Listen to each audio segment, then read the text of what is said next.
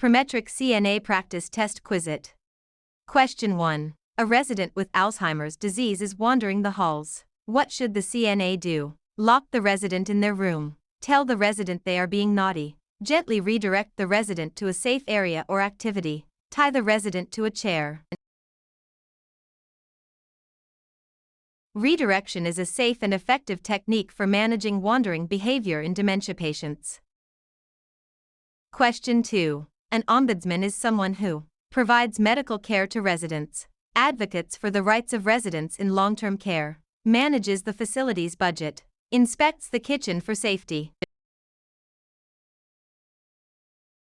An ombudsman is an official advocate who helps resolve complaints and protect resident rights. Question 3. What is the first step in performing any procedure on a resident? Gather supplies. Identify the resident. Wash your hands. Explain the procedure. Hand hygiene is always the first step to prevent infection before touching a resident or equipment. Question 4. A resident is choking and cannot speak or breathe. What should the CNA do? Perform the Heimlich maneuver, abdominal thrusts.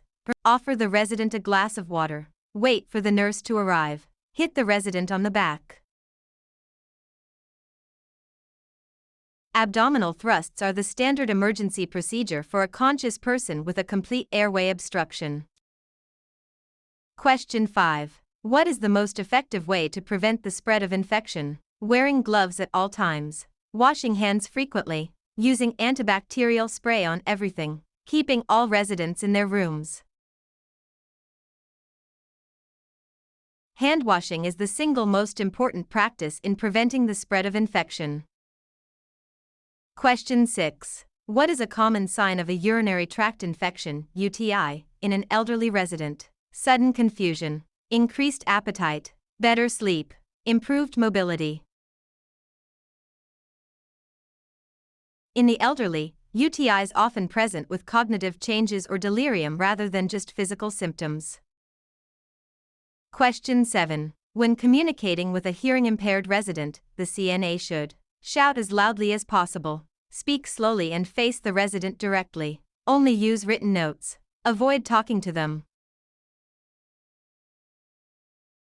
Facing the resident allows them to see your lips and facial expressions, and speaking clearly helps communication. Question 8. Which of the following is a sign of dehydration? Clear, pale yellow urine. Moist skin. Dark, concentrated urine. Increased appetite. Dark, strong-smelling urine and low output are classic signs of dehydration. Question 9. What is sundowning? Increased confusion and agitation in the evening hours. Sleeping all day and staying up all night. A skin condition caused by the sun. The resident feeling better at the end of the day. Sundowning is a phenomenon where confusion and behavioral problems worsen as daylight fades. Question 10. How often should a resident who is unable to move be repositioned? Every hour. Every 2 hours. Once per shift. Only when they complain of pain. To prevent pressure ulcers, immobile residents should be repositioned at least every 2 hours. Question 11. If a resident is in a vest restraint, how often must they be checked? Every 15 minutes. Every hour. Every 2 hours. Once per shift. Residents in restraints must be monitored at least every 15 minutes to ensure safety and circulation. Question 12. A resident's tray has a full glass of water, but the resident is on NPO status. What does this mean? Nothing by mouth. Next patient only. Needs physical observation. Nutrition per oral.